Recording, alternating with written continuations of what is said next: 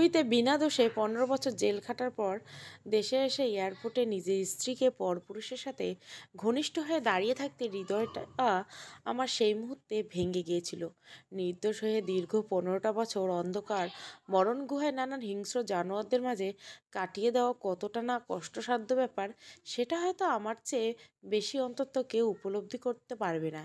এই 15 বছরে হাজার চেষ্টা করেও নিজের পরিবারের কারোর সাথে কোনো যোগাযোগ করতে পারিনি। বলতে গেলে তেমন কোনো মাধ্যম ছিল না আমার হাতে।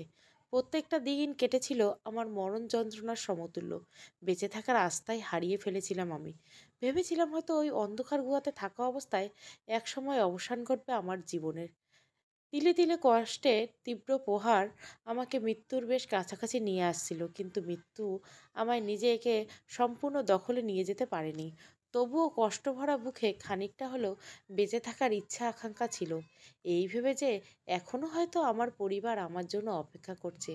আমার ভালোবাসার মানুষ অর্থাৎ আমার স্ত্রী হয়তো কষ্টের তীব্র স্রোতে অতল গভীরে তলিয়ে গিয়ে প্রতিনিয়ত আমার অপেক্ষার প্রহরগুলো অশ্রুসিক্ত নয়নে আকাশের জ্বলজ্বল করতে থাকা তারার মতো গুনছে। আমার জানা মতে আমার স্ত্রী সাদিয়া এ ভূখণ্ডে কেউ নাই, অর্থাৎ সে অনাথ, কিন্তু কেই না এই লোক যার সাথে এতটা ক্লোজ ঘনিষ্ঠ হয়ে দাঁড়িয়ে থাকতে হচ্ছে তার। মনের গহীনে ঘরে সংশয় ভরে কেটে গেছে আমার। সৃষ্টিকর্তার কাছে প্রার্থনা একটাই, আমার সংশয়গুলো যেন বাস্তবমুখী না হয়ে দাঁড়ায়। পা দুটো কাঁপছে আমার, সামনে এগোতে হয়তো পা দুটো বাধার প্রধান কারণ করার চেষ্টা করছে। থরথর করে কাঁপতে থাকা গুটি গুটি পায়ে সামনে এগিয়ে যাওয়ার প্রচেষ্টা করছি। না জানি এত বছর পর হুট করে আমার চোখে সম্মুখে দেখতে পেয়ে সাদিয়ার রিয়াকশনটা ঠিক কেমন হবে। কিছুটা নিকটে এসে আমি বাকরুদ্ধ হয়ে দাঁড়িয়ে পড়লাম। ছোট ছোট দুটো ছেলে মেয়ে মা বাবা বলে জড়িয়ে ধরলো তাদের। তার মানে যা সংশয় জন্মেছিল মনে, তাই হলো। ভালোবেসে বিয়ে করার 1 বছরের মাথায় অভাবের তাড়নায় বাধ্য হয়ে প্রবাসে বাড়ি জমায়েত হয় আমাকে। কিন্তু তাৎক্ষণিক সাদিয়া প্রেগনেন্ট ছিল।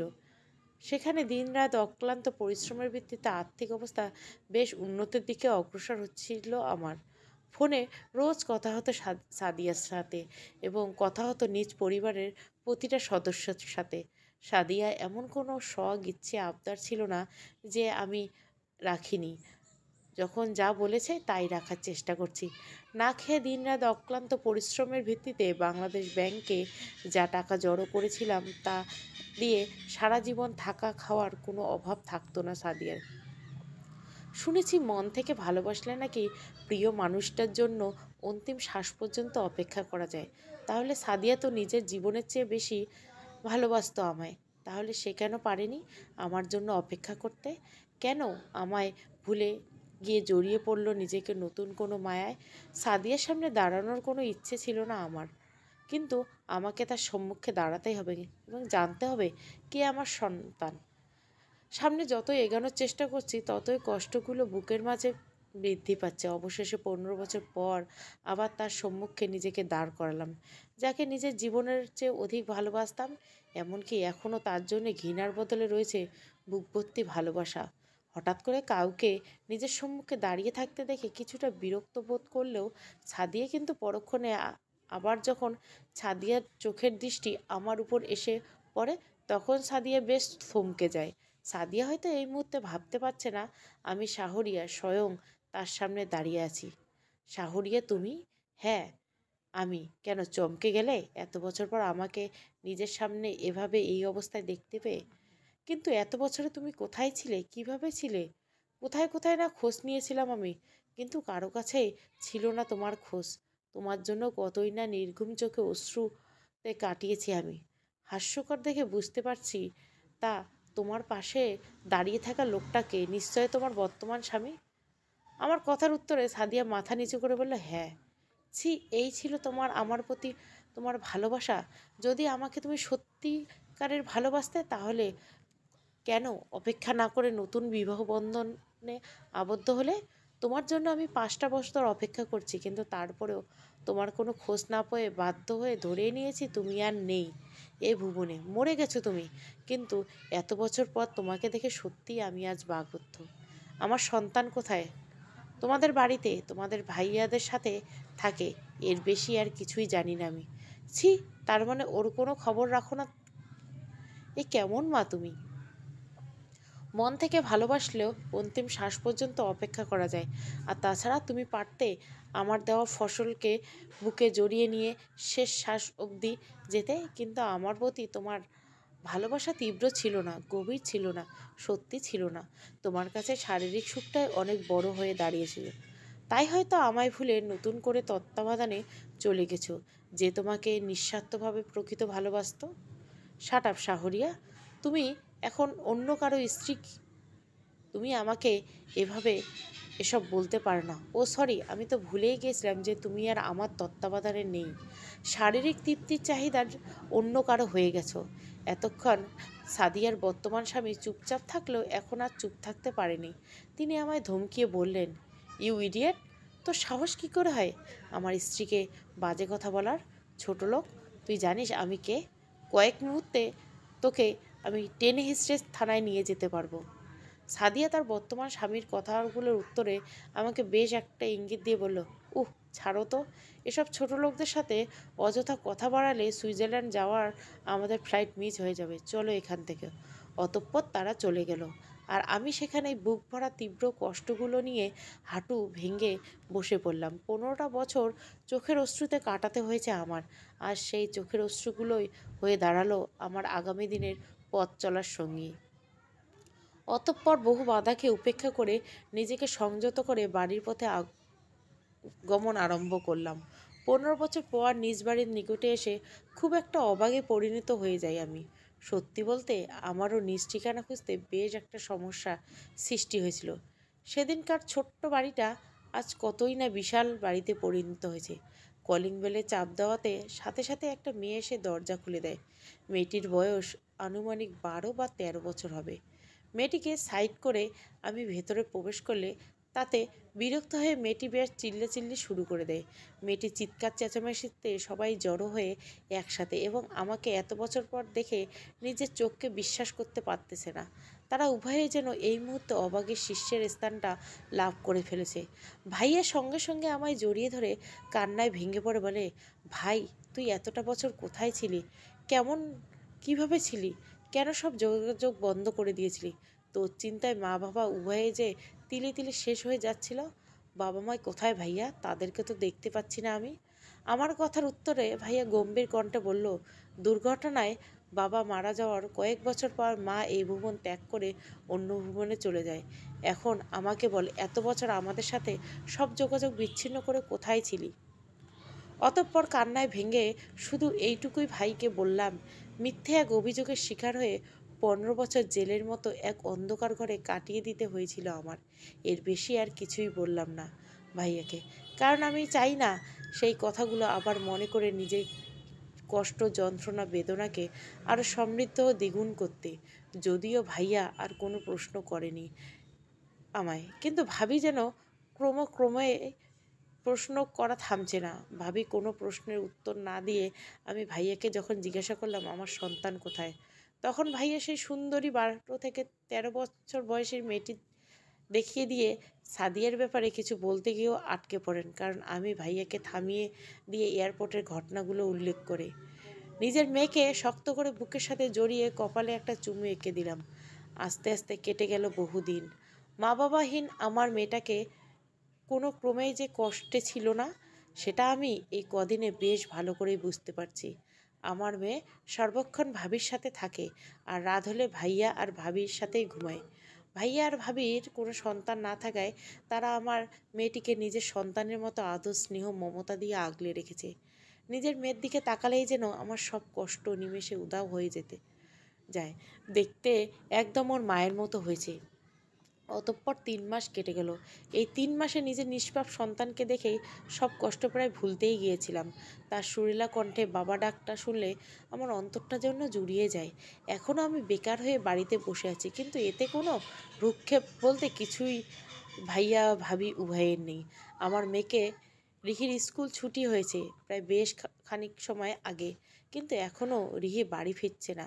তাই চিন্তিত ও ব্যাকুল হয়ে মেয়েকে খুঁজতে গিয়ে মেয়ের নৃশংস লাশের সন্ধান পাওয়াটা একটা বাবার কাছে কতটা যন্ত্রদায়ক সেটাই তারা খুব খুব ভালো করে উপলব্ধি করতে পারবে যারা এই পরিস্থিতির শিকার। পোস্টমর্টমের রিপোর্ট স্পষ্ট বড় বড় করে লেখা ছিল, আমার ছোট্ট নিষ্পাপ মেয়েটিকে হাত মুখ বেঁধে কিছুটা সময় পর পর টানা 5 ঘন্টা ধর্ষণ করে হয়েছিল। অতিরিক্ত রক্তক্ষরণে মৃত্যু আমার মেয়েকে উঠিয়ে নিয়ে যায় অন্যত্র ভুবনে।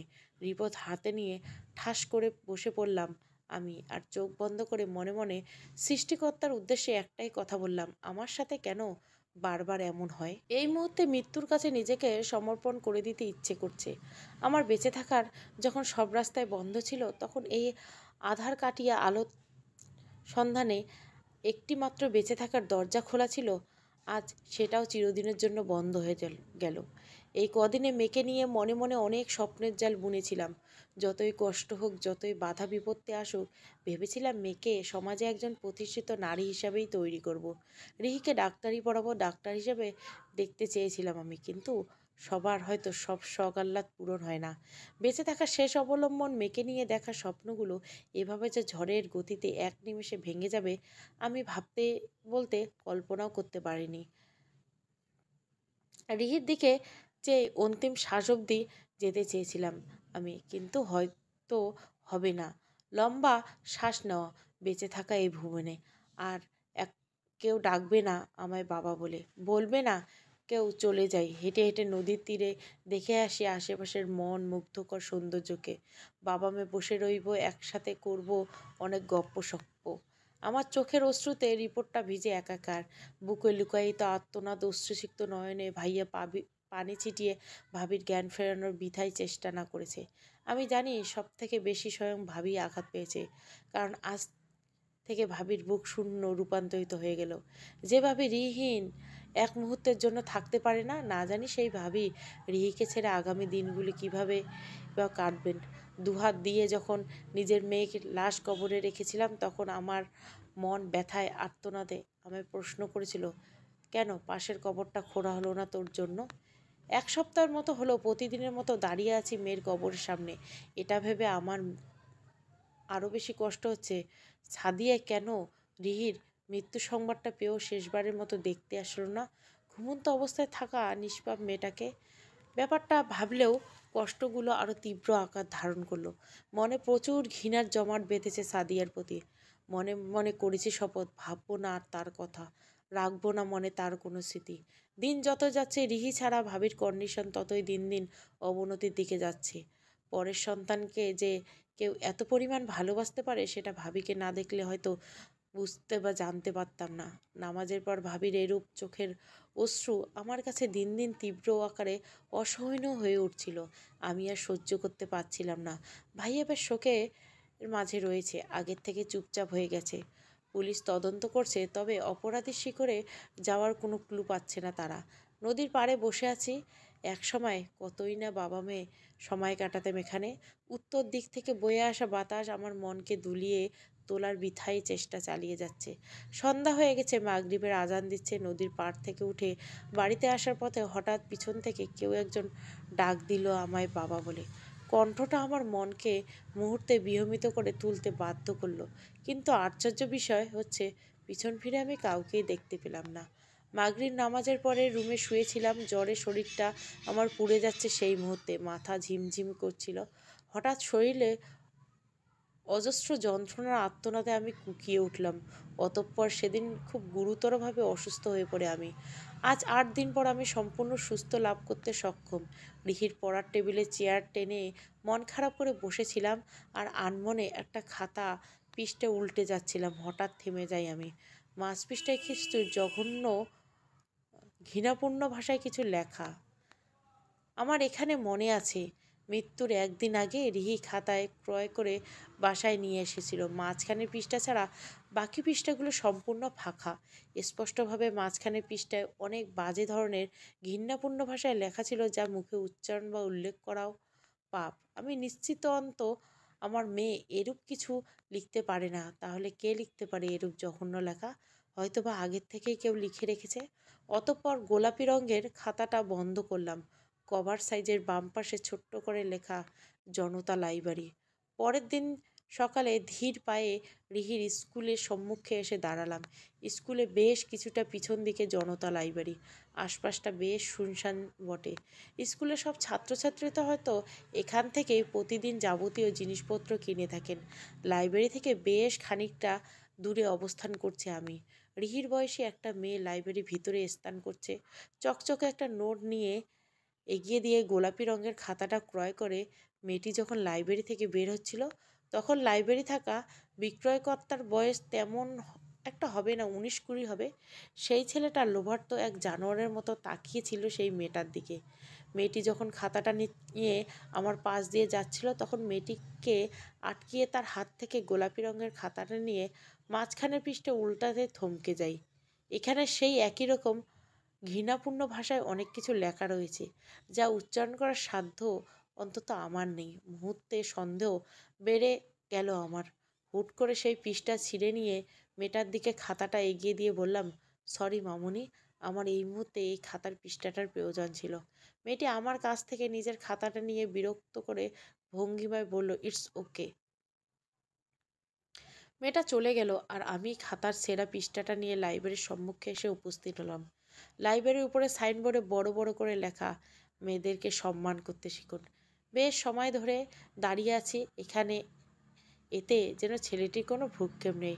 রাস্তায় কানে হেডফোন লাগিয়ে বখাটে ছেলেরা যেসব আজে বাজে গান শুনে নারীদের পিছনে হাঁটে, ঠিক তেমনই এক বিরক্তিকর গান আমার মতে, যেটাকে গান বলা ভুল বলবে, সেসব শুনতে পরিপূর্ণ বিভোর ছেলেটি। অতঃপর আমার হস্তক্ষেপে ছেলেটি ক্ষুব্ধ হয়ে বলল, সমস্যা কি, কী চাই?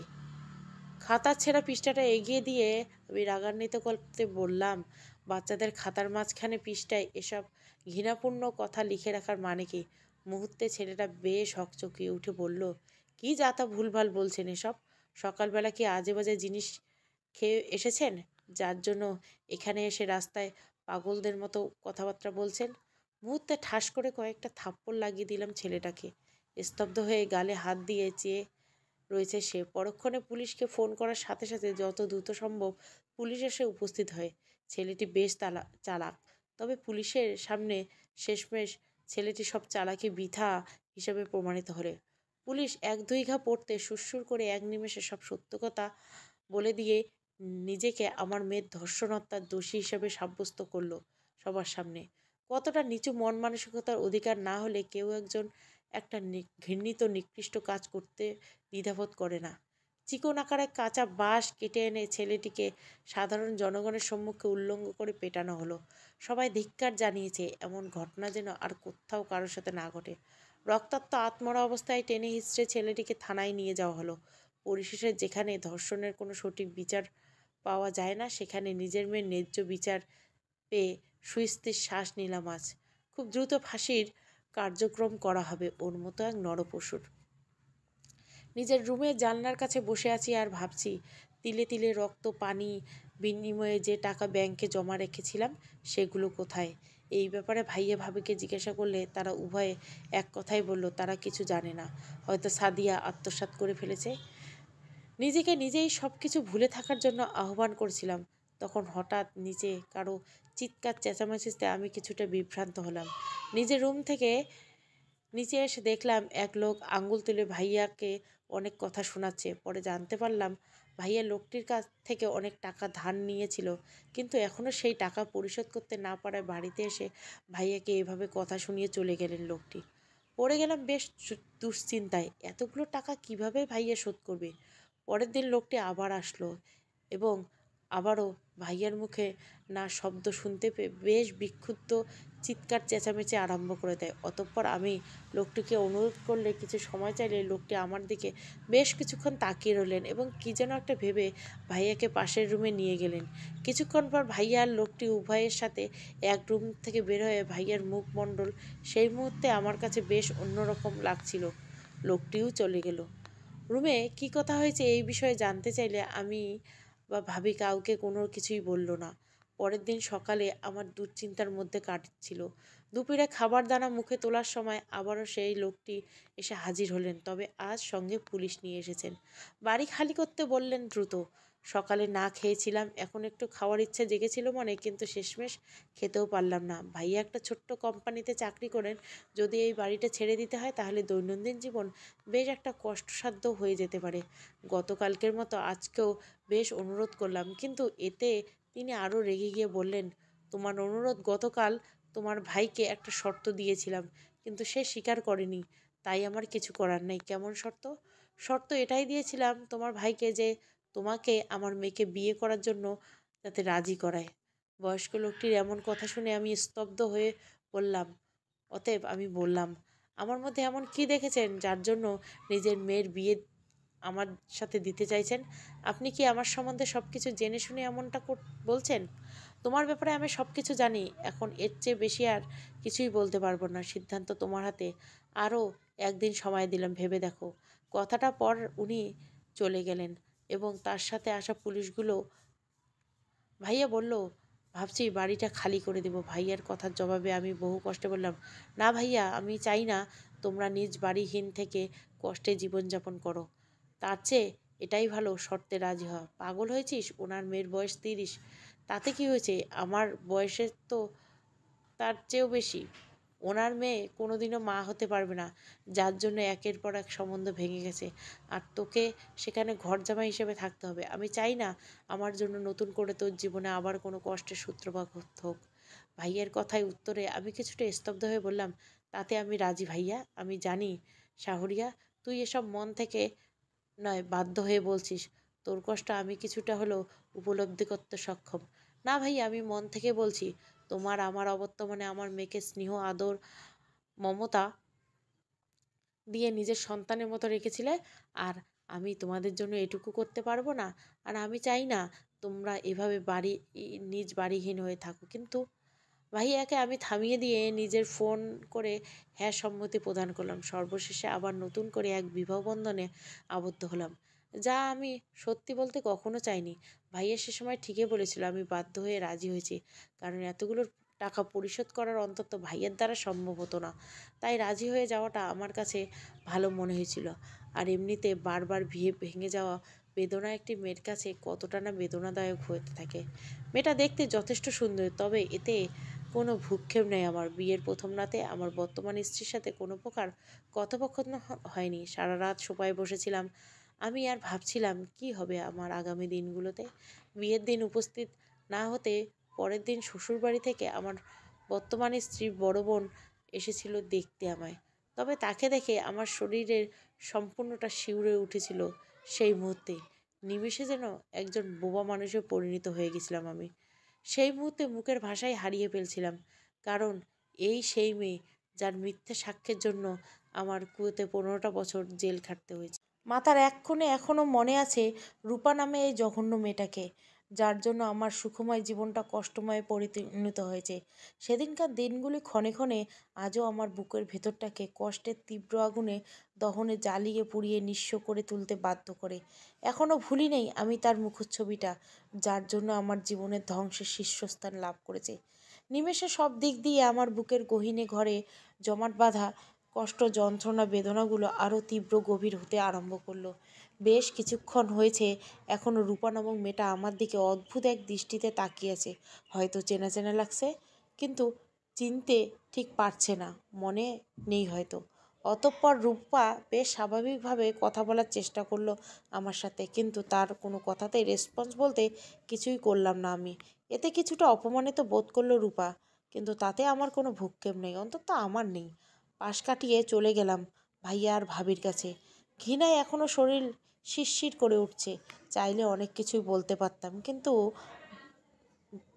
পারিনি বলতে, কারণ সঠিক সময় আসেনি। এখন এই সময় রাগের বশে রূপাকে অতীত স্মরণ করিয়ে দেওয়া ইচ্ছে ছিল বোকামি। চুপচাপ নিরিবিলি থাকাটাই বর্তমান আমার জন্য শ্রেয়। পাপিষ্ঠটা শাস্তি পাবেই বলে আজ নয়তো কাল, তাই বলে এর জন্য বেকুল হয়ে ওঠার কোনো প্রয়োজন অন্তত আমার নেই। ভাবনায় সম্পূর্ণ বিভোর ছিলাম আমি। অতঃপর ভাইয়া হস্তক্ষেপ করে বলল, কি ভাবছিস এসব? না কিছু না, আমাকে ক্ষমা করিস দিস। আমার জন্য তোকে এখানে আরামহীনা ঘর জামাই হিসাবে থাকতে হবে না ভাইয়া। এতে কোনো রাগ, অভিযোগ, অভিমান আমার নেই। তোমরা এবার নিশ্চিন্তে যেতে পারো নিজেদের গন্তব্যে।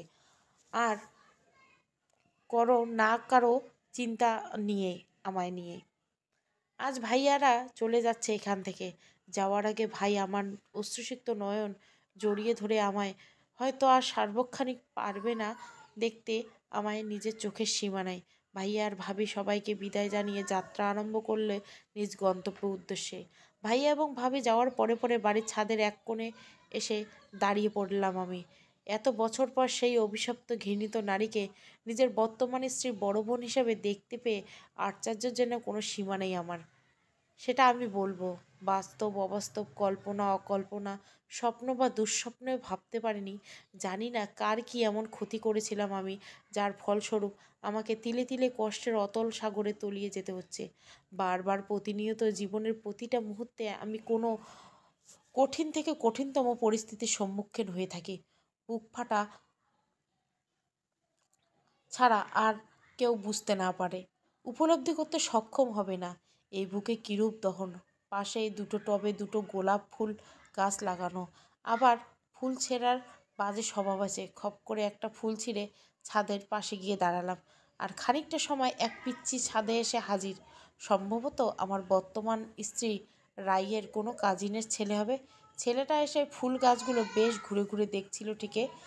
সেই মুহূর্তে রাই ছাদে আসে এবং গোলাপ গাছে একটা ফুলের শূন্যতা দেখতে পায়। রাই সঙ্গে সঙ্গে ক্ষুব্ধ হয়ে ধমকানো সুরে পিচ্চি ছেলেটাকে বলে, তন্ময়, তুই কি এখান থেকে ফুল ছিঁড়েছিস? কই না তো, আমি ফুল ছিঁড়িনি। হঠাৎ ঠাস করে পিচ্চি ছেলেটাকে একটা থাপ্পড় লাগিয়ে দিয়ে বলল রাই, মিথ্যে কথা আমি একদম পছন্দ করি না। এর আগেও তুই এখান থেকে ফুল ছিঁড়েছিস, আর আজও তার ব্যতিক্রম হলো না। তুই জানিস না আমি অযথা ফুল ছিঁড়ে এমন কাউকে দেখতে পারি না। সত্যি বলছি আমি কোনো করিনি। আবার মিথ্যে বলছিস? এতক্ষণ কান্না না করলে এবার ঠিকই রাইয়ের তীব্র ধমকানো কান্না করে দিয়ে ছেলেটা ছাদ থেকে চলে গেল। যাওয়ার আগে আবার বলে গিয়েছে সে ফুল ছিঁড়েনি। একটা ফুল ছেঁড়ার জন্য রাই এতটা রেগে যাবে, সেটা আমার কল্পনার শতগুণ বাহিরে অবস্থান করছে। আহারে বেচারা পিচ্চি ছেলে, শুধু শুধু আমার জন্য রাইয়ের ক্রোধের শিকার হতে হলো। পিচ্চি ছেলে অন্তত মায়ের খাওয়ার পরে মিথ্যের আশ্রয় গ্রহণ করবে না। অতএব এবার রাইয়ের সন্দেহ তীব্র এসে ভেদ করলো আমার দিকে। দ্রুত ফুলটা পকেটে গুজে স্বাভাবিক হয়ে দাঁড়িয়ে রইলাম। যেখানে একটা পিচ্চি ছেলের গায়ে হাত তুলতে যে মেয়ে দ্বিধাবোধ করে না, সেখানে আমি তো এক জ্ঞান বুদ্ধিওয়ালা। অতঃপর রাই আমার পিছনে এসে দাঁড়িয়ে এলো এবং ভুরু কুঁচকে আমায় কিছুটা স্বাভাবিক কণ্ঠে বলল, আপনি কি ফুল ছেড়েছেন? আমি কেন ফুল ছিঁড়তে যাবো আশ্চর্য? একটু এদিকে ফিরুন তো। জি। আপনার পকেটে ওটা কি দেখা যাচ্ছে? তার মানে আপনি আমার সন্দেহের চোখে দেখছেন? আমার জ্ঞান বুদ্ধি কি এতটাই লোপ পেয়েছে যে আমি শুধু শুধু অযথা গাছ থেকে ফুল ছিঁড়ব? তাও ঠিক। আর আপনি তো আর ছোটো নন যে অযথা ফুল ছিঁড়ে গাছের সৌন্দর্য নষ্ট করবেন। যাই হোক, বেশিক্ষণ ছাদে দাঁড়িয়ে থাকবেন না, নিচে চলে আসুন। কেন? অসুবিধা আছে। বেশিক্ষণ ছাদে দাঁড়িয়ে থাকা লোককে পছন্দ করতে আমি অভ্যস্ত নই। কথা বলার পর রাই ছাদে চলে গেল। বুঝলাম না আমি ছাদে দাঁড়িয়ে থাকলে তার কি এমন অসুবিধা। অতঃপর বেশ কিছুক্ষণ ওর ব্যাপারটা স্পষ্ট বুঝতে সক্ষম হলাম। পাশের ছাদে অনেকগুলো মেয়ে একসাথে দাঁড়িয়েছিল, তার জন্য হয়তো রাই আমায় এমনটা বলল। পরিশেষে অনেকগুলো দিন কেটে গেল। আমার আর রাইয়ের সম্পর্কটা আস্তে আস্তে গভীর হতে আরম্ভ করলো। মাঝে মাঝে রাইয়ের বড় বোন যখন বাড়িতে আসতো, তখন আমি তার থেকে সবসময় দূরত্ব বজায় রাখার চেষ্টা করতাম, কারণ বিষধর সাপ আবার যখন দংশন করতে পারে। রূপা যখনই শ্বশুরবাড়ি থেকে নিজ বাবার বাড়িতে আসতো, তখনই আমাকে দেখলে কিছু একটা ভাবনায় বিভোর হয়ে পড়তো। হয়তো কিছু মনে করার চেষ্টা করতো, কিন্তু কিছুতেই মনে করতে পারতো না। সকালবেলা একটা চায়ের দোকানে বসে চা খাচ্ছিলাম, তখন সাদিয়াকে রাস্তার পাশে দাঁড়িয়ে থাকতে দেখে বেশ কিছুটা অবাক হলাম। মন বারণ করা সত্ত্বেও আবার সাদিয়ার সম্মুখে দাঁড়িয়ে বেহার মতো জিজ্ঞাসা করলাম, কেমন আছো? উত্তরে কিছু বলল না। অতএব আমি আবারও বললাম, বর্তমান স্বামীর কুকীর্তিগুলো মানতে অসুবিধা হচ্ছে নাই তো? হঠাৎ আমার এমন কথা শুনিয়ে সাদিয়া বেশ অবাকে পরিণত হয়ে চোখ বড় বড় করে আমার দিকে তাকিয়ে আমি তাচ্ছিল্য হাসি দিয়ে বললাম, তুমিও যেমন 4 বছরের সন্তানকে রেখে অবৈধ কাজে লিপ্ত হয়েছিলে ঠিকই, ঠিক তেমনই তোমার বর্তমান স্বামীও তুমি আর তোমার বর্তমান ছেলেমেয়েকে রেখে অন্য এক নারীর সাথে পরকীয়া নামক পাপকর্মে লিপ্ত। আমার কথা শুনে সাদিয়া স্তব্ধ হয়ে যায়। কপাল থেকে ঝরে পড়া ঘামগুলো দ্রুত মুছে ভয়াত্মক গলা বলে, তুমি কি করে জানলে? সেটা তো রহস্য। আমার ভালোবাসার যোগ্য যেমন তুমি ছিলে না, তেমনি তোমার বিশ্বাসের যোগ্য ও ছিল না। ব্যাপারটা কতই না হাস্যকর, তাই না সাদিয়া? নিশ্চুপ হয়ে দাঁড়িয়ে রয়েছে সাদিয়া, মুখে তার স্পষ্ট ফুটে উঠছে অনুতাপের ছায়া। টলমল করতে থাকা চোখের জলগুলো মুছে সাদিয়া বলল, হ্যাঁ, ভুলটা আমারই ছিল। আমি চাইলে তোমার সন্তানকে বুকে জড়িয়ে নিয়ে অন্তিম শ্বাস অবধি যেতে পারতাম, কিন্তু তুমি সঠিক ছিলে, হয়তো ছিলে না, অতটা গভীর ছিল না তোমার প্রতি আমার ভালোবাসা। তাই তো লিপ্ত হয়ে পড়েছিলাম অবৈধ কোনো পাপিষ্ঠ কাজে। কখনো ভাবিনি এমন হবে। আমায় ক্ষমা করে দিও শাহরিয়া। সাদিয়ার কথাগুলো জবাবে আমি মুচকে হেসে বললাম, ভাবিয়া করিও কাজ, করিয়া ভাবিও না। কথাটা শুনে এখন অনুতপ্ত হয়ে কোনো লাভ নেই সাদিয়া। তুমি অনেক ভুল করেছো, যে ভুলের ক্ষমা অন্তত আমার কাছে নেই। হু হু করে কান্নায় ভেঙে পড়ে। আমার সম্মুখে বেশিক্ষণ দাঁড়িয়ে থাকতে না পারে অতঃপর সাদিয়া দ্রুত চলে গেল। আশেপাশে অনেক লোক তাকিয়ে ছিল এদিকে, তাতে যেন কোনো ভ্রুক্ষেপ ছিল না আমার। তাচ্ছিল্যে হাসি দিয়ে সেখান থেকে চলে আসার সময় কেউ একজন কাঁধে হাত রাখলো আমার। আশ্চর্য হয়ে পিছনে ফিরে নয়ন জোড়া দিয়ে দেখলাম এক বোরখা পরিধানে থাকা নারী।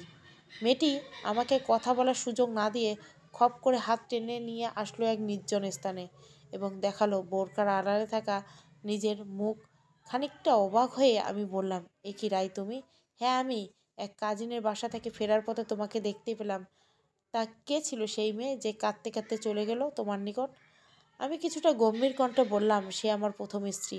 আমার কথা শুনে রাই কিছুটা ক্ষুব্ধ রাগান্বিত হয়ে বলল, আচ্ছা, তাহলে তুমি এখানে তোমার আগের স্ত্রীর সাথে দেখা করতে এসেছিলে? আহ, ব্যাপারটা অন্য মাইন্ডে নিও না রাই।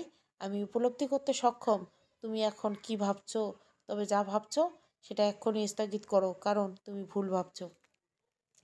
যার সাথে সম্পর্ক একবার ভেঙে গেছে তার আবার সামনাসামনি হয়ে কথা বলার কি মানে? বাসায় চলো আমার সাথে, দেখি না যেন কোনো দিন তার সাথে। অন্তিমবারের জন্য এই আমি কিন্তু বলে দিচ্ছি তোমায়। আর কিছুই বললাম না আমি, কারণ কথা না বাড়াটাই ছেড়ো। পরিশেষে বাসায় চলে আসলাম। রাত বেশ গভীর, বাইরে প্রচণ্ড বৃষ্টি, সবাই এখন যার যার মতো ঘুমে মগ্ন, শুধু জেগে রয়েছে আমি আর রায়। ঘুমে চোখ টলমল করছে আমার, কিন্তু পারছি না ঘুমাতে, শুধুমাত্র রায়ের জন্য। না নিজে ঘুমাচ্ছে, না আমায় ঘুমাতে দিচ্ছে। জানি না ঠিক কী করতে চাচ্ছে। হঠাৎ হাতটা চেপে ধরলো আমার। আমি চোখ বড় বড় করে তাকালে রায় বলল, চলো ছাদে যাই, বৃষ্টিতে ভিজবো দুজনেই। এই গভীর রাতে হাতে হাত রেখে? কি, এই গভীর রাতে আমার সাথে মজা করার সময় তুমি পেলে না? মজা নয়, চলো আমার সাথে। আমার মাথা খারাপ হয়নি যে এত রাতে ছাদে যাব শুধুমাত্র বৃষ্টিতে ভিজতে। এতক্ষণ না আমি ঘুমিয়েছি, না তোমায় শান্তি মতো ঘুমাতে দিয়েছি। জানো কেন? যাতে বাড়ির সবাই গভীর নিদ্রায় ডুবে থাকলে আমরা দুজন ছাদে গিয়ে বৃষ্টিতে ভিজতে পারি। বলতে পারো এটা আমার অনেক দিনের শখও বটে। স্বামী হিসাবে কি চাইবে না স্ত্রীর শখটা পূরণ হোক? কিছুটা থমকে গিয়ে আমি, হয়তো মা হওয়ার অধিকারটা রাইয়ের থেকে কেড়ে নেওয়া হয়েছে, কিন্তু সত্যি বলতে রাইয়ের মনটা নরম, সুন্দর, পবিত্র, যা কিছুদিনের মধ্যে আমি বেশ উপলব্ধি করতে সক্ষম হয়েছিলাম। আমি চাই না রাইয়ের সম্মুখে এখন না উত্তর প্রকাশ করতে, রাইকে কষ্ট দিতে। এমনিতে রাইয়ের বুকে লুকিয়ে অজস্র ব্যথা, যা রাইকে ক্ষণে ক্ষণে প্রতিনিয়ত নরক যন্ত্রণা অনুভব করায়। আমি হ্যাঁ সম্মতি প্রদান করলাম। পরিশেষে উভয় মিলে চলে আসলাম ছাদে।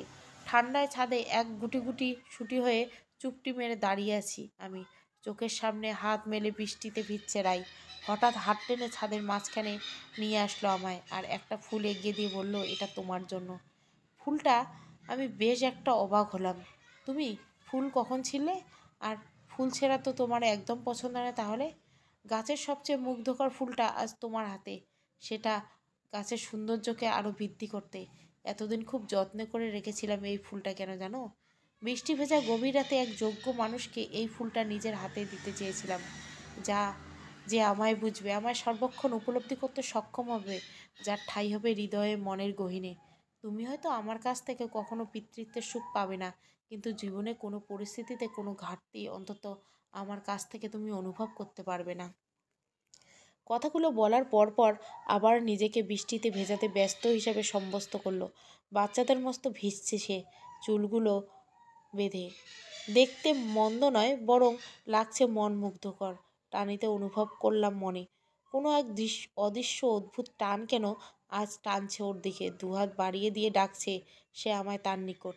ঠান্ডায় জর্জরিয়ে হয়ে এগিয়ে গেলাম রাইয়ের নিকটে। জানি না সেদিন কতক্ষণে বা ভিজেছিলাম বৃষ্টিতে, তবে আজ সকাল থেকে জ্বর সর্দি হয়ে দাঁড়ালো আমার কিছু সময়কার সঙ্গী। অতঃপর কেটে গেল আরও কিছুদিন, সেরে গেল জ্বর সর্দি। দাঁড়িয়ে আছে ছাদের একপাশে, চোখের বৃষ্টি কেড়ে নিল ফুলগুলো। ফুল ছেঁড়ার বাজে স্বভাবটা হয়তো আর যাবে না আমার। 4-5টা ফুল একসাথে ছিঁড়ে নাকে মিষ্টিকর গন্ধ নিচ্ছিলাম, পরক্ষণে মনে পড়ল রাইয়ের কথা। সে যদি দেখে ফেলে আমি ফুল ছিঁড়েছি অযথা, যদিও বা না হয় এতগুলো, তখন আর রাগ বা ক্রোধের মাত্রা ঠিক ততখানি হয়ে দাঁড়িয়ে। দূর, আমি রয়েছি রাইয়ের মহলের গহীন ঘরে, আমায় আর কী বা বলবে। হঠাৎ কারো উপস্থিতি অনুভব করলাম, পিছনে তাকিয়ে দেখলাম রাই। বেশ গম্ভীর স্বরে তার মুখখানি, তবে চোখ দুটো যেন আগুনের পিণ্ড। আমার নিকটে এসে শার্টের কলার হালকা চেপে ধরে বলল, তুমি ফুল ছিঁড়ছো? না মানে আসলে ফুলগুলো নিচে পড়া ছিল। Shut up! অযথা ফুল ছেঁড়া আর মিথ্যে কথা বলা মানুষদের আমি একদম সহ্য করতে পারি না। চোরে চুরি করে স্বাভাবিক, তবে গৃহস্থের কাছে ধরা পড়ে যাওয়ার ব্যাপারটা অস্বাভাবিক। নাইবা বললাম বাকি কথাগুলো, লেখা আছে ইতিহাস পাতায়, পড়ে নিয়েন চাইলে সময় সাপেক্ষে।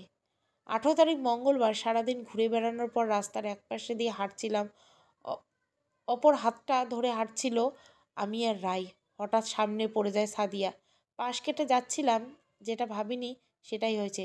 পিছন থেকে আমার হাতটা টেনে ধরলো, সঙ্গে সঙ্গে রেগে গিয়ে রাইয়ের তীব্র থাপ্পড়ের আঘাতে সম্মুখীন হতে হয় সাদিয়াকে। অতঃপর রাই বলল, আপনার লজ্জা সরম মান সম্মান কি লোপ পেয়েছে নাকি? কতটা নিচু মন মানসিকতার মানুষ না হলে আপনি এভাবে অন্যের স্বামীর হাত ধরেন? রাইয়ের কথায় উত্তর কিছু বলল না সাদিয়া। কিছুক্ষণ চুপ করে থেকে আমায় কিছু বলতে গিয়েও পারেনি বলতে, রাইয়ের রাগান্বিত চেহারা দেখে। অতঃপর মাথা নিচু করে সামনে থেকে চলে গেল সাদিয়া। কিছুটা দূর যেতেই একটা গাড়ির সাথে সংঘর্ষ হয় সাদিয়ার। ফুল স্পিডে গাড়িটা আমার চোখের সামনে থেকে চলে যায়। স্পষ্টভাবে দেখছিলাম গাড়িটার ভেতরে থাকা লোকটাকে। স্বয়ং সাদিয়ার বর্তমান স্বামী ছিল।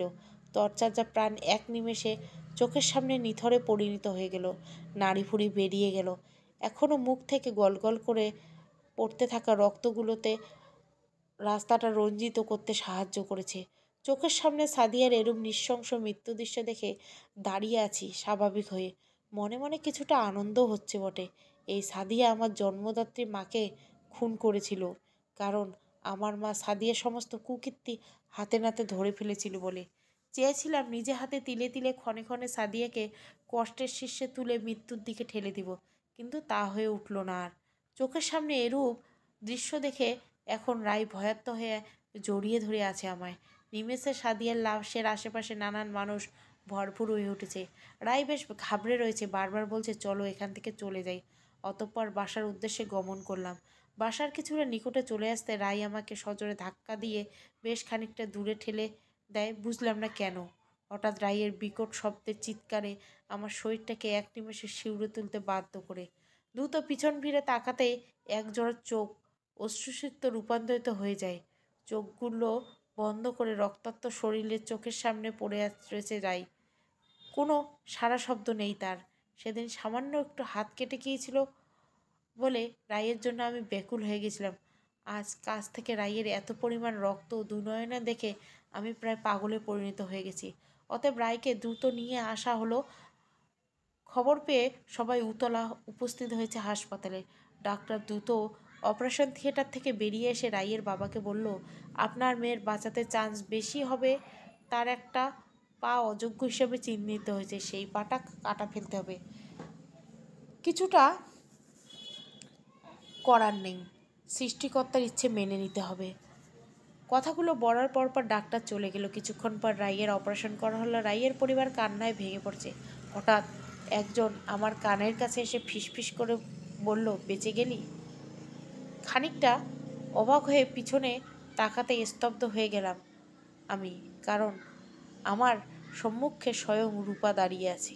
আমার ছোট বোনের জন্য বেঁচে গেলি, না হলে আজ ট্রাকের তীব্র আঘাতে তোকে সম্পূর্ণ মৃত্যুর দখলে নিয়ে যেতে সাহায্য করত। এই মুহূর্তে অবাকের শীর্ষস্থানে অবস্থান করছে আমি। তার মানে রূপা আমাকে চিনতে পেরেছে। ভেবেছিলাম নিজের করা জঘন্য কৃতকর্মের জন্য কিছুটা হলেও অনুতপ্ত, কিন্তু আমি ভুল ছিলাম। তবে আমার মন ঠিকই বলেছিল কুকুরের লেজছে। অতঃপর রূপা আবারও বলল, কি ভেবেছিস শিকারী হয়ে তোর মতো বনে এক ক্ষুদ্র শিশুকে চিনতে পারবো না? হাস্যকর। এতে কোনো অনুশোচনা বা ভ্রূক্ষেপ নেই আমার যে। আমার জন্য আমার বোনের আজ এই অবস্থা, কিন্তু আফসোস এ যাত্রায় তুই বেঁচে গেলি। ঠিক কতটা দুর্গন্ধ ময়লাযুক্ত আবর্জনায় ভরপুর তোমার মনটা। তুমি এত নিকৃষ্ট কেন? কি এমন ক্ষতি করেছিলাম আমি যার জন্য রোজ আমায় ক্ষণে ক্ষণে ডাকে? সেদিন এক পাপিষ্ঠ ছেলেকে বাঁচানোর জন্য তুমি প্রবাসে ঘামে প্রতিনিয়ত পরিশ্রমে শার্ট ভেজানো সেই আমাকে মিথ্যে সাক্ষীর ভিত্তিতে ফাঁসিয়েছিলে।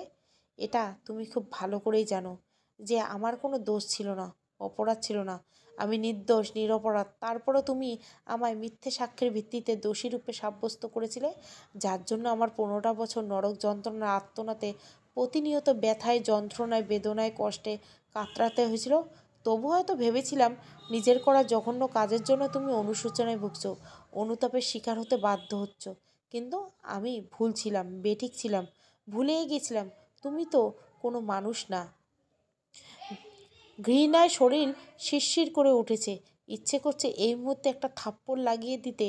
হাতটা উপরে তুলে নিচ্ছিলাম বটে, তবে পরক্ষণে আমি থেমে যাই রূপার পিছনে থাকা ছেলেটাকে দেখে। তার মানে রূপা এখনও ওই পাপিষ্ঠ ছেলেটার তত্ত্বাবধানে রয়েছে। এতদিন রূপা তার বাবার বাড়িতে মাঝে মধ্যে আসলো, তার স্বামীকে কখনো আসতে দেখিনি। কখনোই ভাবিনি পরিশেষে রূপা এই নিকৃষ্ট মানবের সাথে লিপ্ত হবে এক বিবাহ নামক পবিত্র বন্ধনে। মানুষ এত পরিমাণ মন মানসিকতার অধিকার হয় কি করে? অতঃপর রূপার বর্তমান স্বামী কিছুটা মুখ বেঁকে হেসে আমায় বলল, উফ, নিয়তির কি খেলা! আবার মোলাকাত হয়েই গেল আমাদের।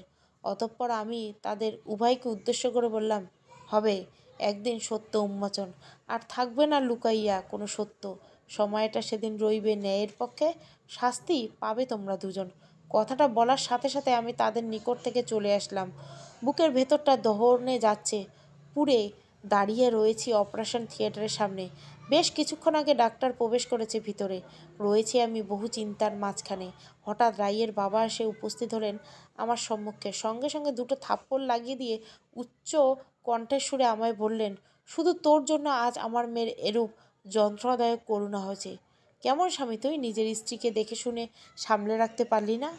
নিচু মাথা, গালে হাত দিয়ে নিস্তব্ধ হয়ে দাঁড়িয়ে রয়েছে। অতঃপর চলে গেলেন তিনি।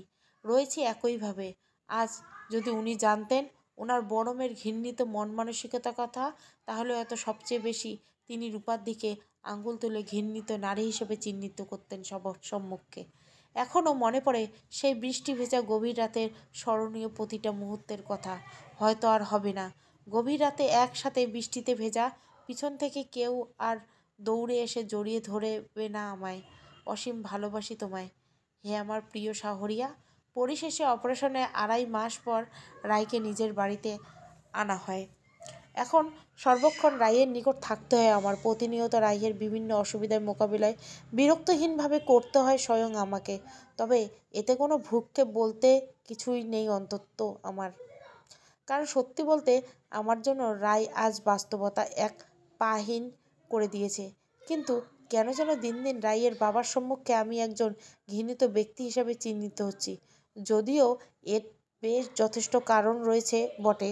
গতকাল শুনতে পেয়েছিলাম আমার বিরুদ্ধে নিজ বাবার নিকট রূপা উস্কানিমূলক কথাগুলো।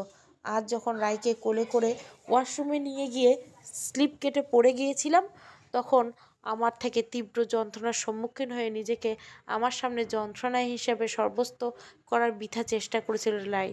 একটু টু শব্দ করেনি সে। কিন্তু তারপরে খবরটা যেন মুহূর্তে ছড়িয়ে পড়ে সারা বাড়িতে। সবাই দৌড়ে এসেছিল রুমে। অতঃপর দ্বিতীয়বারের মতো রাইয়ের বাবা আমার গায়ে হাত তুলল। প্রচণ্ড রাগান্বিত হয়ে বলল, ছোট লোক ঘর জামাইয়ের মতো থাকবি। প্রতিদিন আরাম আয়েসে থাকছিস, বসে রয়েছিস, সুস্বাদু খাবার চেটে পুটে খাচ্ছিস। পরিশেষে আমার মেয়ের দেখাশোনার বেলায় এতটা অযত্ন কেন? অতঃপর সেদিন সবার সামনে অনেকটা অপমানিত হতে হয় আমাকে। সেদিন রাই বারবার বলেছিল তার বাবাকে আমার কোনো দোষ ছিল না। স্থানটা আগের থেকে বেশ পিচ্ছিল ছিল, কিন্তু রাইয়ের এরূপ কথা কেউ অতটা গুরুত্ব আকারে গ্রহণ করেনি। আজ অক্টোবর মাসের 30 তারিখ, রাত প্রায় 11টা। জানলার গ্রিল স্পর্শ করে মনমরা হয়ে দাঁড়িয়ে রয়েছি আমি। দৈনন্দিন চেয়ে আজ আমার যন্ত্রণাগুলো বেশ তীব্র, কারণ আজকের এই দিনে বিনা দোষে অপরাধ না করে সত্ত্বেও 15 বছর জেল হয়েছিল আমার। হঠাৎ রায় ডাকলো আমায় তার নিকট। অতএব রায়ের কাছে এসে বসলাম। রায় মাথা রাখলো আমার করে, বলল, মন খারাপ কেন? শত ব্যথা যন্ত্রণা লুকিয়ে আমি বললাম, কই না তো। আমি সবসময় কেন যেন বেশ অনুভব করি তুমি প্রতিনিয়ত যন্ত্রণা বেদনা আত্মনাতে কাতরাও। এত কেন ব্যথা জমা তোমার মনে? আচ্ছা, আমি শুনেছি তোমার ভাইয়ের কাছ থেকে কুয়েতে নাকি তোমার 15 বছর জেল হয়েছিল। রাইয়ের এরূপ কথার উত্তরে আমি বেশ হকচকিয়ে গেলাম। হ্যাঁ, ঠিকই শুনেছ, কিন্তু কেন? কি এমন অপরাধ করেছিলে যার ভিত্তিতে তোমার 15 বছর জেল হয়েছিল? দেখো, তুমি চাইলে আমায় বলতে পারো। আমার বিশ্বাস তুমি যাই করো না কেন, অন্তত কোনো জঘন্য কাজ তুমি করতে পারবে না। এখন ঘটে যাওয়া বলো, কি এমন ঘটেছিল সেদিন? কোনো অপরাধের ভিত্তিতে বছরের পর বছর তোমাকে অন্ধকারের মরণ গুহাতে একজন অপরাধী হিসেবে জীবনযাপন করতে হয়েছিল? সঠিক সময়ে অপেক্ষা করো, নিশ্চয় তুমি এই বিষয়ের সম্বন্ধে নিজেই উপলব্ধি করতে সক্ষম হবে। না, আমি আজই এখনই জানতে চাই। না রাই, প্লিজ আজ না। আজ আমার দ্বারা কিছুই তেই সক্ষম হবে না। সেই অভিশপ্ত দিনগুলোর প্রতিটা মুহূর্ত তোমার সামনে তুলে ধরব।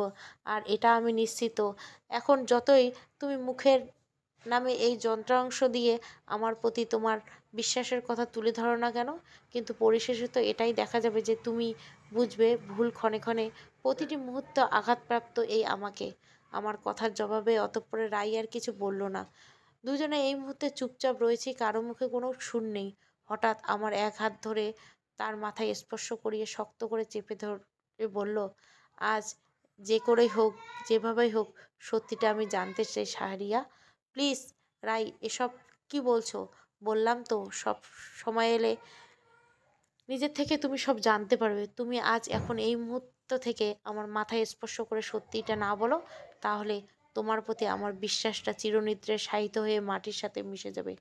জানি না এই মুহূর্তে আমার কি করণীয়। চোখ বন্ধ করে ভাবছি অনবরত, কিন্তু সেই শূন্য মাথায় ঘুরে ফিরে আবার ফলাফলস্বরূপ শূন্য এসে উপস্থিত হচ্ছে। কিছু সমাধান পাচ্ছি না, খুঁজে ঠিক কি করা যায় এখন। অতঃপর রায়ের জোরাজোরের সম্মুখে নিজের পরাজয়ের তা বাধ্যতামূলক স্বীকার করে নিয়ে আমি বললাম, আমি কতটুকুই বা বিশ্বাস বলে কিছু করতে পারবো তবে জানি না। তবে আজ আবার না বলে পাচ্ছি না। তাহলে শোনো, এই ক্ষুদ্র মানবের জীবনে ঘটে যাওয়া সেই অভিশপ্ত তীব্র কষ্টের দিনগুলোর কথা। ভালোবেসে বিয়ে করার মাত্র 1 বছর মাথায় অভাবের তাড়নায় আমাকে পাড়ি দিতে হয়েছে প্রবাসে, অর্থাৎ কুয়েতে। সেখানে একটা বাড়িতে সকাল থেকে দুপুর অবধি কাজ করতাম, যার ভিত্তিতে কিছু পারিশ্রমিক পেতাম, যারা মূলত বাংলাদেশি ছিল। তাদের ছেলে রাকিব সেখানকার এক নামকরা ভার্সিটিতে পড়াশোনা করত। সময়টা ভালোই কাটছিল, তবে তার কিছুদিন পর ভালো পড়াশোনার তাগিদে দেশ থেকে রাকিবের মামাতো বোন এসেছিল, এবং কিছুদিনের মধ্যে তাদের মধ্যে প্রেমের সম্পর্ক গড়ে উঠছে।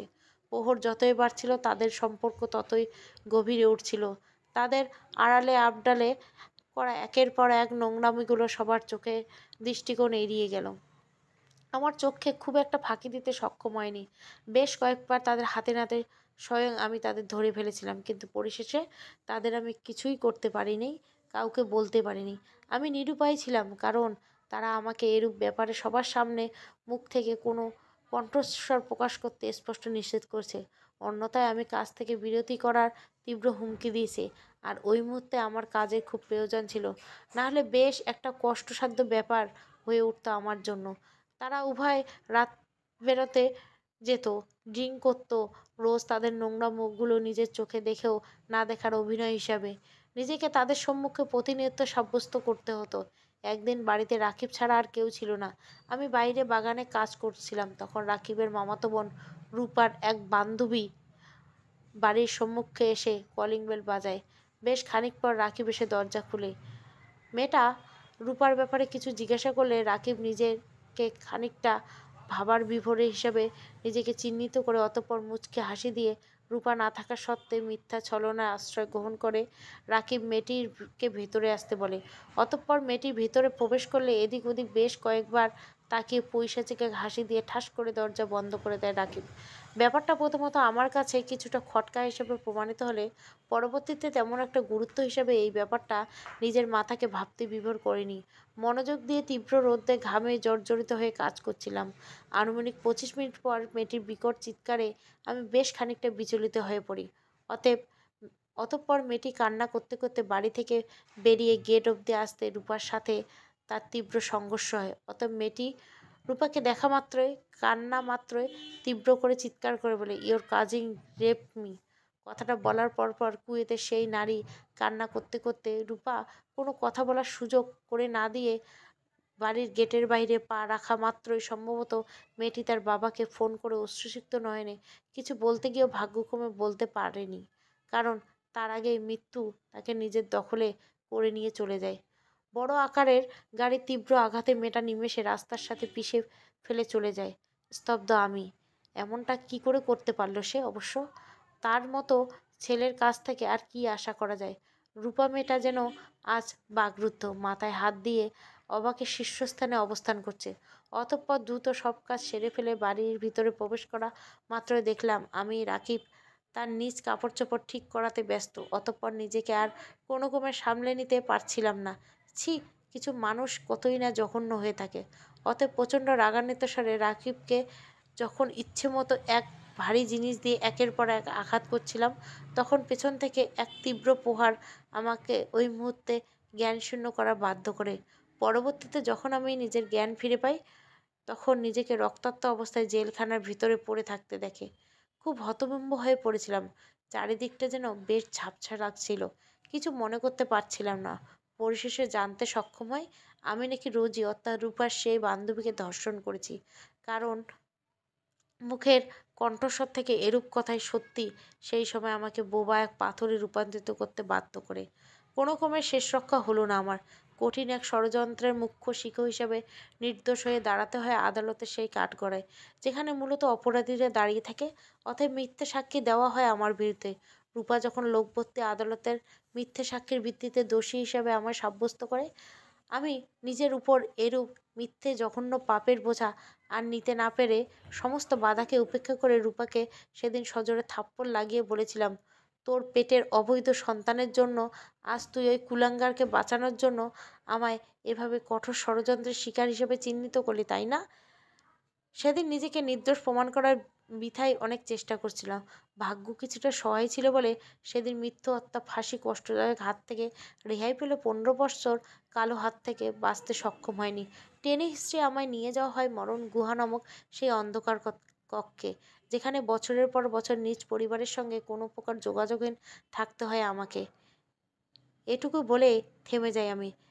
কিছুক্ষণ নিশ্চুপ থেকে দীর্ঘ একটা শ্বাস নিয়ে রাইয়ের উদ্দেশ্যে আমি বললাম, সব কিছু শেষে এখন আমি সেই শব্দগুলো তোমার নিকট প্রয়োগ করবো যেগুলো গ্রহণ করে নিতে হয়তো তোমার অনেক কষ্ট হবে। সেই রূপা নামক ঘৃণিত নারী ছিল তোমার স্বয়ং বড় বোন। শেষে আমার এরূপ কথা শুনে রাই যেন সম্পূর্ণ শিউরে ওঠে। হয়তো পাচ্ছে না বিশ্বাস করতে নিজের আপন বোনের এরূপ কোনো কথা শুনতে। নিশ্চুপ নিস্তব্ধতা বিরাজমান রাইয়ের মুখ পানেতে। বলছে না কোনো কথা, চোখ মুখ থেকে স্পষ্ট বুঝতে সক্ষম আমি রায় এখনো গভীর চিন্তায় মগ্ন। হস্তক্ষেপ করলাম না আমি। অপেক্ষা রয়েছে রায়ের উত্তরে। অবশেষে অপেক্ষার অবসান ঘটিয়ে রায় তার 5 আঙ্গুল একত্রিত কোষে সজোরে দুটো থাপ্পড় লাগিয়ে দিল। এই আমায়, যাকে কিনা রায় ঠাঁই দিয়েছিল নিজের মনের গহীন করে। বোকার মতো আমার হয়তো এটা উপলব্ধি করতে সক্ষম হয়নি রায় পরিশেষে করবে না বিশ্বাস এই আমাকে। পরিশেষে রায় যা বলল তা শুনে আমি বেশ খানিকটা থমকে যাই। রায় বলল, তাহলে এর জন্য তুমি ফুপা ফুপি আর আমার বড় বোন থেকে সব সময় নিজের দূরত্বটা বজায় রাখতে? রায়ের কথার উত্তরে হালকা মাথা নিচু করে আমি বললাম, হ্যাঁ।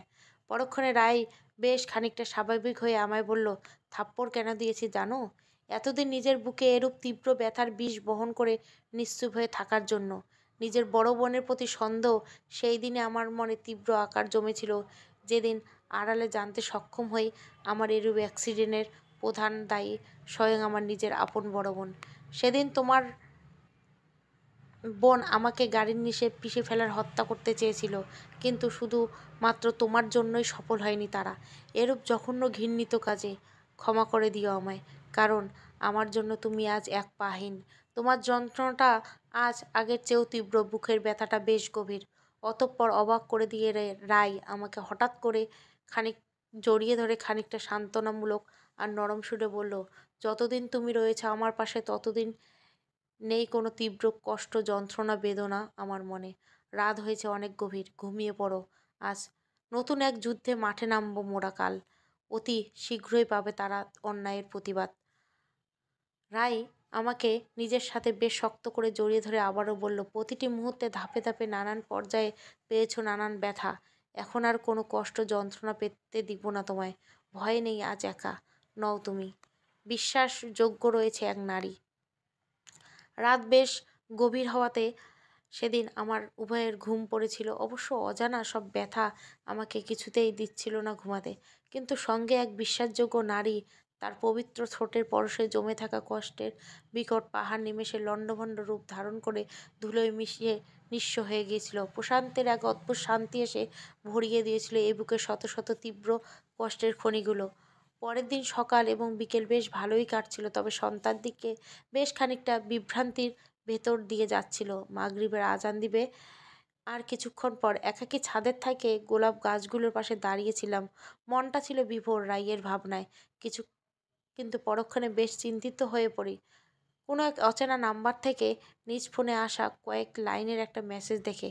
মেসেজটা আমাকে এই মুহূর্তে বিভ্রান্তির শিকার করতে বাধ্য, কারণ মেসেজে স্পষ্টভাবে উল্লেখ করা ছিল, তোর কম বয়সী মেয়েটাকে যেরূপ কষ্টদায়ক যন্ত্রণা প্রদান ধর্ষণ করে মেরে ফেলা হয়েছিল, তার চেয়ে অধিক কষ্টের যন্ত্রণার শিকার বানিয়ে স্বয়ং তোরের সম্মুখে আমি তোর ওই পঙ্গু স্ত্রীকে ধর্ষণ করে হত্যা করে মনের ভেতরে তিল তিল করে জমে থাকা সব প্রতিশোধের তৃপ্তি মেটাবো। তোর জন্য আমার বাবা মা আত্মহত্যা করেছে।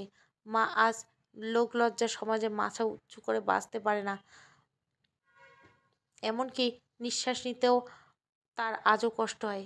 সেদিন ভুলিনি এখনও, যেদিন জনসম্মুখে সামনে আমায় উল্লঙ্গ করে পিটানো হয়েছিল। শীঘ্রই আবার সাক্ষাৎ হচ্ছে আমাদের।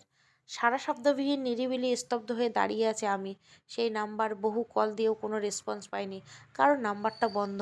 মেসেজ পাওয়ার পরপর সিমটা বন্ধ করে রাখাটাই স্বাভাবিক। মাগরিবের আজান দিচ্ছে, না এখন আর কিছু ভাবা যাবে না। অতঃপর ছাদ থেকে নিচে চলে আসলাম। মাগরিবের আজানের পর আবার ছাদে এসে ভাবাতে পরিপূর্ণ হয়ে গেলাম। আমি নিশ্চিত মেসেজটা সেই পাপিষ্ঠ ছেলেটাই পাঠিয়েছে। কিন্তু আশ্চর্য, যার আর 5 দিন পর ফাঁসি কার্যকর, সে কি করে এরূপ মেসেজ পাঠায় আমাকে? চিন্তা দুশ্চিন্তার শিকার হয়ে বিবেচিত করতে হবে। হঠাৎ ফোনটা বেজে উঠল। আমার পরিচিত এক পুলিশ অফিসার ফোন দিয়েছে। দ্রুত ফোন রিসিভ করে জানতে পারলাম, রাহাত নামে ছেলেটা, অর্থাৎ যে আমার নিষ্পাপ মেয়েটা ধর্ষণ করে মৃত্যুর কুয়াতে ফেলে দিয়েছিল, সেই পাপিষ্ঠ ছেলেটা কোনো এক পুলিশের সাহায্যে জেল থেকে পালাতে সক্ষম হয়েছে।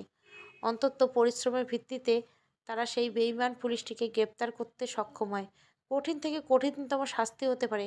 নাম শুনে যা উপলব্ধি করলাম আমি, এটা হয়তো সাদিয়ার দ্বিতীয় স্বামীই হবে। পরিশেষে আমি যখন তাকে মেসেজ বিষয়টা বললাম, তখন তিনি আমায় বেশ সতর্কতার সাথে থাকতে বলে ফোনটা কেটে দিলেন। তবুও কেন যেন আজ দুশ্চিন্তা মুক্ত হতে পারছি না।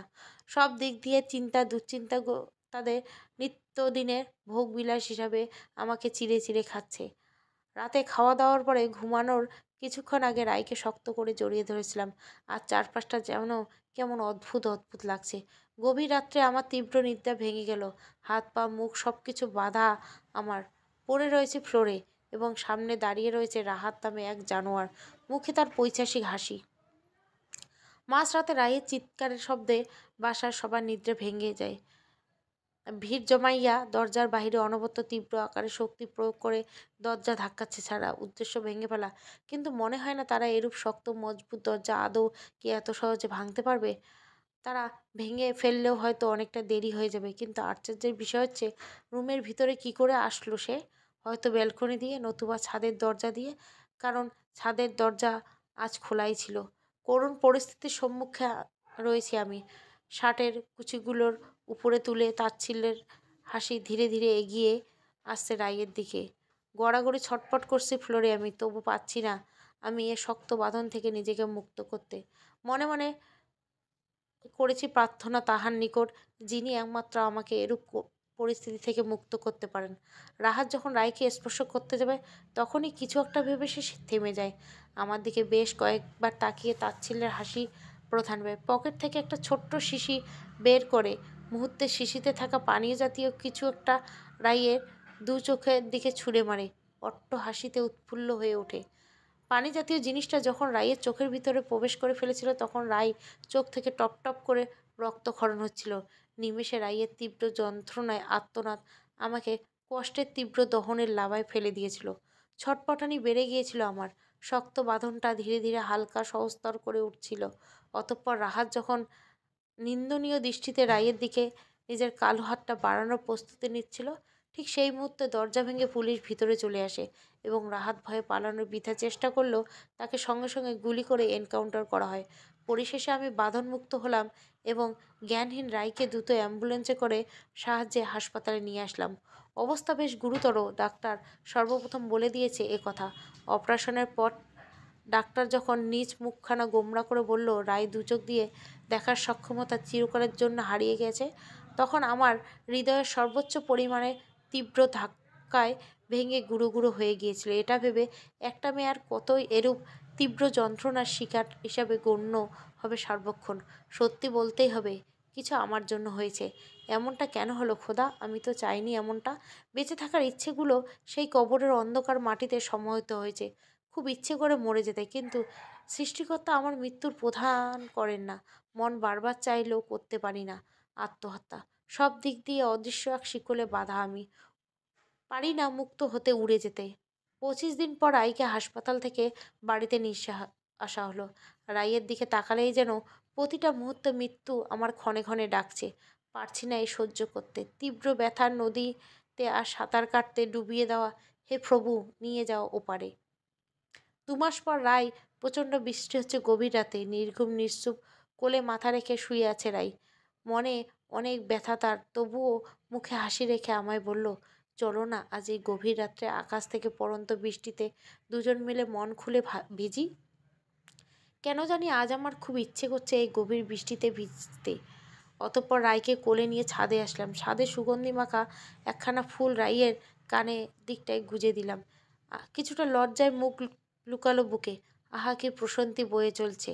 স্বামীর কোলে থাকা অবস্থায় দুহাত মেলে রাই উপলব্ধি করছে এই মুহূর্তকে।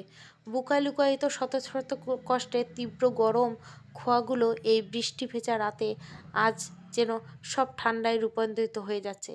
মনের দুঃখ কালো কুচকুচে আকাশটা আজ সাদা ফকফকা। রাইকে আজ খুব খুশি দেখাচ্ছে।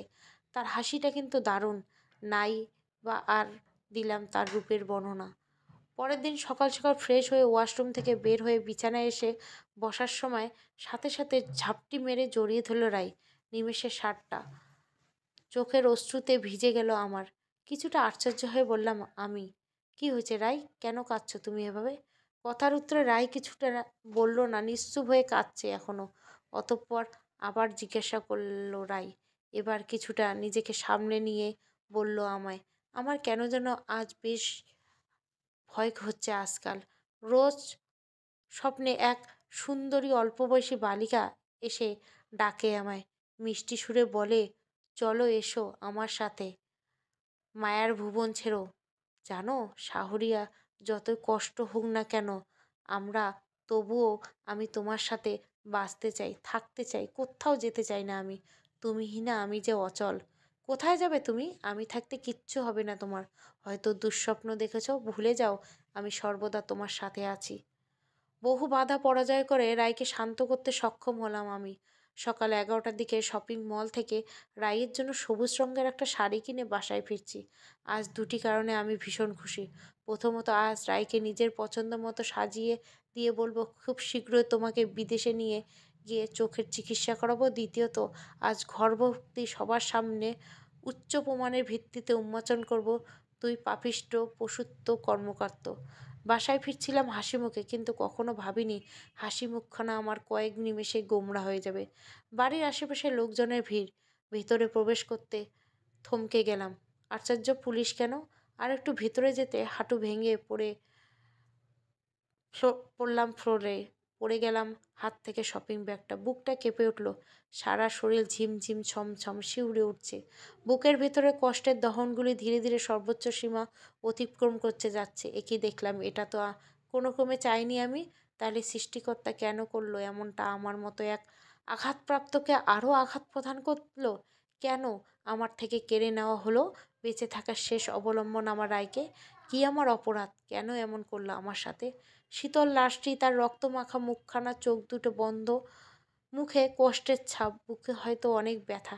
একই সর্বনাশ হলো আমার। রায়ের বিবস্ত্র লাশটা ঘিরে আনাগোনা অনেক মানুষের কান্নায় বুক ফাটা তীব্র চিৎকার, তীব্র ব্যথা, তীব্র বিকট আওয়াজে আমি বললাম, কি করে হলো এমন? উত্তরে রাইয়ের বাবা কাঁদতে কাঁদতে বলল, কে যেন ছাদ থেকে তীব্র ধাক্কার প্রহারে ফেলে দিয়েছে রায়কে। হাসপাতালে নিয়ে যাওয়ার আগে দম ছেড়ে দেয় আমার মেয়েটা। না বলে নীরবে চুপচাপে চলে যায় সবাইকে ছেড়ে, উতাল করে দেয় অন্য দুনিয়া। কথাগুলো বলার পরপরে আবার ভেঙে পড়েন তিনি। স্তব্ধ আমি। পারছি না তীব্র কষ্টের প্রহার থেকে নিজেকে আর রক্ষা করতে। দৌড়ে গিয়ে বসে পড়লাম মৃত লাশটির সম্মুখে। অশ্রুসিক্ত নয়নজোড়া বন্ধ করে পরম আদরে বুকের সাথে জড়িয়ে নিয়ে হাউমাউ করে ভেঙে পড়লাম কান্নায়। পারছি না মেনে নিতে এত বড় বাস্তবকে। চিৎকার করে ডাকছি, হে মওলা, কিরূপ বিচার তোমার? কি অপরাধ ছিল আমার? কেন কেড়ে নেওয়া হলো আমার বুকের গহীনে ঘরে সর্বক্ষণ অবস্থিত পবিত্র এক নারীকে? কেন এত কষ্ট যন্ত্রণা আমার জীবনে? বাঁচতে চাই না আর, নিতে চাই না নিঃশ্বাস, থাকতে চাই না কোনো ক্রমেই মিছে দুনিয়ার, মায়ার এই দুনিয়ায়। বন্ধ করা হোক দরজা, আদেশ করা হোক মৃত্যু। চাই না আর বাঁচতে। নিয়ে যাও প্রভু আজ তোমার নিকটে। দেওয়া হোক একই সাথে দুজনার কবর। ভাইয়ে ভাবি ছুটে আসতেন নিকটে। বৃথা আমাকে সামলানোর চেষ্টা করছেন। অতঃপর কাঁধে হাত রেখে আইনের পোশাক পরিধানে এক লোক বলল, আর কেঁদো না ভাই, মৃত লাশটিকে নিয়ে যেতে দাও, অন্তত তদন্ত করা হবে। হুঙ্কার দিয়ে উঠলাম আমি। চেপে ধরলাম পুলিশটির কলার। কলার মিশ্রিত কণ্ঠে বললাম, কেন নিয়ে যাবে রায়কে? সে তো মারা যায়নি। হাস্যকর। আমায় একা রেখে মরতে পারে না রাই। এখনো তো কত কাল, কত শত পথ চলার বাকি আমাদের। হঠাৎ পাশের বাড়ির ভাবি দৌড়ে এসে চিৎকার করে বলল, আমি দেখেছি পাশের ছাদ থেকে কে ধাক্কা দিয়েছে রায়কে। মুহূর্তে সবার চোখের দৃষ্টি কোণ কেড়ে নেয় তিনি। অতঃপর বললেন, স্বামীর সাথে অভিমান করে চলে এসেছিলাম ছাদে। মন খারাপ করে দাঁড়িয়ে রয়েছিলাম ছাদে একপাশে। হঠাৎ দেখলাম এক পাহীন অন্ধ রায়কে নিয়ে আসা হয়। হাসি মুখে কিছু কথা বলেই ধাক্কা দিয়ে ফেলে দেওয়া হয় স্বয়ং তার নিজের রক্তের, যাকে বলে আপন বড় বোন রূপা আর তার স্বামী। পাশের বাড়ির ভাবির এরূপ কথা শুনে সবার মাথায় যেন একের পর আকাশ ভেঙে পড়েছে। সাথে সাথে চিৎকার করে রূপা এবং বলল, এসব মিথ্যে, ফাঁসাতে চাইছে তিনি আমায়। কেনই বা এরূপ করবে আমি স্বয়ং নিজের বোনের সাথে? অতঃপর সন্দেহের তীর গিয়ে ভেদ করল রূপার বুকে। জেরা করা হলো। সত্য লুকাতে প্রকাশ হয়ে যায় তার সমস্ত কুকর্ম। স্বীকার করে বসে পড়ল ফ্লোরে। বোনের সম্পদগুলো আত্মসাৎ করাই ছিল মূলত রূপার একমাত্র লক্ষ্য। তাই তো লোভের বশীকরণের শিকার হয়ে যায় রূপা। সঙ্গে সঙ্গে রূপা নামক এক পাপিষ্ট মেয়ের গলা চেপে ধরলাম আমি। বৃথা চেষ্টা করছে ছাড়ানোর। ঠাস করে শরীরের সমস্ত শক্তি প্রধান করে থাপ্পড় দিয়ে আমি বললাম, তোর কি এমন ক্ষতি করেছিলাম আমি? কেন তুই প্রতিবার আমার সুখগুলোকে দুঃখের তীব্র কষ্টের সাগরে ভাসিয়ে দিতে সাহায্য করিস? শুধু তোর এক মিথ্যে সাক্ষ্যের জন্য আমার কুয়াতে বিনা দোষে 15 বছর জেল খাটতে হয়েছে। বেঁচে থাকার সব ইচ্ছে আকাঙ্ক্ষাগুলো ধীরে ধীরে হারিয়ে ফেলেছিলাম। কিন্তু রায়ের সাথে পবিত্র সম্পর্কে লিপ্ত হওয়ার পর থেকে তিল তিল করে হওয়া বেঁচে থাকার ইচ্ছে আকাঙ্ক্ষাগুলো ফিরে পেয়েছিলাম। কিন্তু আজ সব কিছু শেষ হলো। বাঁচতে দিলি না একটু সুখময় জীবন। আচ্ছা, তুই কি সত্যি একজন নারী? আমার মতো একজন নারী এরূপ জঘন্য হতে পারে? পাশে জড়সড় হয়ে দাঁড়িয়েছিল রূপার স্বামী অর্থাৎ রাকিব। তীব্র ব্যথার নাগর থেকে সৃষ্ট রাগ নিয়ে সজোরে রাকিবের বুকের মধ্য বরাবর পা দিয়ে আঘাত করলাম আমি। ঠাস করে ব্যথায় আত্মনাতে লুটিয়ে পড়ল ফুললে। অতঃপর সেদিনে অনেক লাঞ্ছনা অপমান হেনস্থা করার পর টেনে হিঁচড়ে থানায় নিয়ে যাওয়া হয় দুই পাপিষ্টকে। টানা 21 দিন আমি রায়হীন তীব্র ব্যথার যন্ত্রণা লুকিয়ে ধারণ করে রাতের পর রাত কাটিয়েছি। প্রতিটা রাত ছিল আমার জন্য তিমির রাত্রি। এমন কোনো দিন ছিল না যে গভীর রাত্রে অন্ধকার পথ অতিক্রম করে সমস্ত ভয়ভীতি উপেক্ষা করে রায়ের কবরের সম্মুখে গিয়ে কান্না করিনি। রায়হীন বেঁচে থাকাটা হচ্ছে আমার জন্য খুবই কষ্টকর ব্যাপার, যার জন্য কয়েকবার আত্মহত্যার মতো জঘন্য কাজ করার প্রচেষ্টা করতে পিছপা হতে দ্বিধাবোধ করিনি। ১ মাস ৮ দিন পর জেলের ভিতরে রূপা আর রাকিব নামে ২ পাপিষ্টের মৃত্যু সংবাদ এসে পৌঁছে আমার নিকট। অতএব সেদিন গভীর রাত্রে রাইয়ের কবরের সম্মুখে দাঁড়িয়ে প্রথমবারের মতো কাঁদার বদলে মন খুলে প্রচুর হেসেছি। কারণ আমি কয়েকজন আইনের পোশাক পরিধান থাকা কিছু লোককে টাকার গন্ধে মাতাল হিসাবে সাব্যস্ত করে রূপা আর রাকিবের খাবারের সাথে এমন এক সাপের বিষ মিশিয়েছি যা আহার করার সাথে সাথে দ্রুত কণ্ঠস্বর বন্ধ হয়ে আসবে, যন্ত্রণায় ছটফট করবে, প্রচুর রক্তক্ষরণ হবে, পাশাতীত তৃষ্ণার্ত অনুভব করবে, অতঃপর পাশে থাকা গ্লাস ভর্তি পানিটা দ্রুত পান করবে, তবুও যন্ত্রণা কমবে না, বরং দ্বিগুণ আকারে তারা অনবরত বাড়বে। কারণ তারা যেটা পানি হিসাবে পান করেছিল সেটা আসলে এইচিস জাতীয় এক পদার্থ ছিল, যেটা খেলে যন্ত্রণা ধীরে ধীরে বাড়বে, রক্ত চলাচল বন্ধ হয়ে আসবে, দেহ শীতলে পরিণত হবে, পরিশেষে অন্তত কষ্ট যন্ত্রণাদায়ক মৃত্যু ঘটবে। ঠিক এমনটাই হচ্ছে, যার ফলস্বরূপ আজ আমার হাসির কারণ। সময় তীব্র গতিতে প্রায় অনেকটা বছর কেটে গেল। শ্বশুর শাশুড়ি মারা গেছে সেই কবে। মৃত্যুর আগে তারা নিজেদের সমস্ত বিশাল সম্পত্তি আমার নামে লিখে দিয়ে যান। তাদের মৃত্যুর পরে আমি ভাইয়াদের সাথে থাকতে আরম্ভ করে দিই। দুপুরে পথ শিশুদের পেট ভরে খাওয়াই, রাইয়ের কবরের উদ্দেশ্যে গমন আরম্ভ করলাম। গতকাল অসুস্থ ছিলাম, তাই যেতে পারিনি। মনটা উতলা হয়ে রয়েছে তাহার জন্য। অতঃপর রাইয়ের কবরের নিকটে এসে উপস্থিত হলাম। মিষ্টি এক সুগন্ধে এসে প্রশান্তি ভরিয়ে দেয় মনটা। আগে এমন সুগন্ধি অনুভব করিনি কখনো।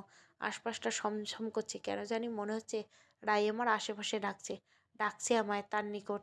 রাতে রাইয়ের ছবিটা বুকে জড়িয়ে নিয়ে ঘুমিয়ে পড়লাম। জানি না কেন আজ খুব তাড়াতাড়ি ঘুম আমার নিজের দখলে করে নেয়। সবুজ শাড়ি পরিধানে দাঁড়িয়ে আছে রাই, সুরেলা কণ্ঠে ডাকছে আমায়, চলো এসো এই মায়ার ভুবন ছেড়ে। পাশেই আমার ফুলের মতো মেয়েটা দাঁড়িয়েছিল, সেও একই কথা বলছে। হঠাৎ শ্বাসরুদ্ধ অনুভব করলাম আমি। নিমেষেই ঘুম ভেঙে যায়। আমার গলা চেপে ধরছে অন্য একজন। ড্রিম লাইটের হালকা আলোতে স্পষ্ট বোঝা যাচ্ছে ভাইয়ার চেহারাখানি। অতঃপর বহু বাধার সম্মুখীন হয়ে ভাইয়ের কাছ থেকে কিছুটা দূরে চলে গেলাম। এসব কি করছো ভাইয়া? হঠাৎ লুটিয়ে পড়লাম ফ্লোরে। স্বয়ং নিজের আপন ভাই, তীব্র প্রহার, রক্তে ফ্লোরে মাখামাখি। রক্ত চলাচল ধীরে ধীরে চিরতরে বন্ধ হয়ে আসছে। নিঃশ্বাস বন্ধ হবার উপক্রম বারবার আমায় ইঙ্গিত করছে সময় ফুরিয়ে এসেছে আমার। দেহখানি তীব্র শীতলে পরিণত হচ্ছে। অশ্রুসিক্ত নয়নে জিজ্ঞাসা করলাম ভাইয়াকে, কেন এমন করলে? উত্তরে ভাই বলল, ক্ষমা করিস, তোকে না মারলে তোর শ্বশুরবাড়ির বিশাল ধন সম্পত্তিগুলো কখনোই নিজের করে আমি পাবো না। জোরে এক নিঃশ্বাস ছেড়ে আমি ফিসফিস করে বললাম, তুচ্ছ এক সামান্য ধন সম্পত্তির জন্য নিজের রক্তের ভাইকে আজ এভাবে মৃত্যুর দিকে ঠেলে দিলে? ভুল ছিলাম আমি, তোমাকে এতটা আপন ভেবে, যেখানে তুমি আপন হওয়ার যোগ্যই ছিলে না। চলে এসেছে সেই মিষ্টি সুগন্ধি মাখা মিষ্টি ঘ্রাণটা। কেউ একজন ডাকছে আমায়, তাহার নিকট যাচ্ছি। চলে সবাইকে ছেড়ে। সমাপ্তি। গল্পটা ভালো লাগলে অবশ্যই লাইক, শেয়ার এবং সাবস্ক্রাইব করবেন। Thank you for watching.